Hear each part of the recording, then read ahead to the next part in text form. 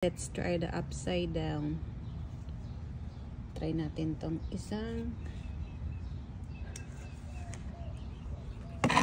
Try natin ito. Yan. So dito ko ipapalabas yung ano. So meron na akong tali kanina. Ay, ano, binutasan ako dito. Tatalian ko lang siya. Ano ba? Isa lang munang i-try natin. Pag ito'y maganda, saka natin isunod yung iba. Kasi wala akong malalagayan dito eh. Maliit lang yung aking space ng aking mga taniman.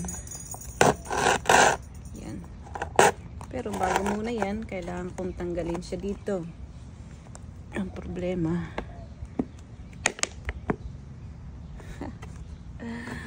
makakaano to.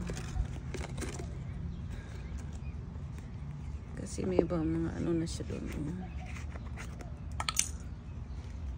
Ayan. Bak, pwede may tulak. Naku. Okay lang yan.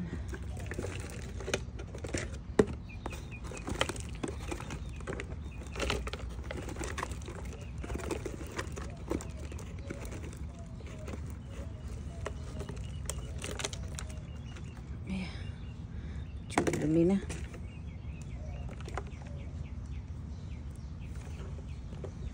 Hirap. Yan pala to. Uy. Hindi ko masyadong nalinisan tong ano. So, ganito lang. Papasok ko dito. Ay. Para hindi mas ano yung dahon niya.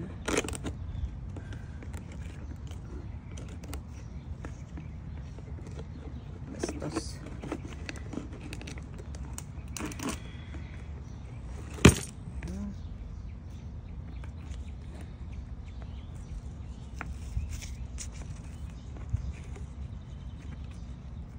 Yung dahon. Ayun. Ayos na rin ang kanyang roots. Babalik natin siya doon.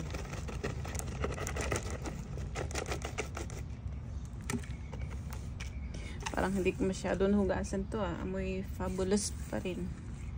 Amoy lavender. Ayan, okay na siya. Ah, diba? Itatali ko lang to.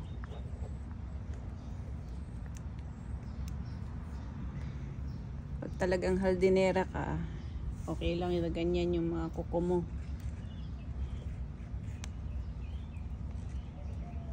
Ayan. Okay na siguro to.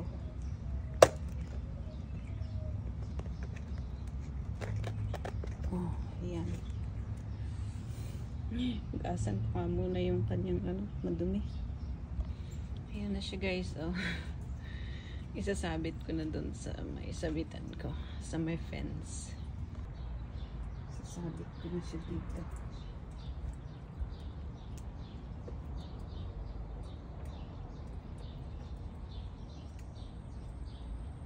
Tingnan mo na to. Diba?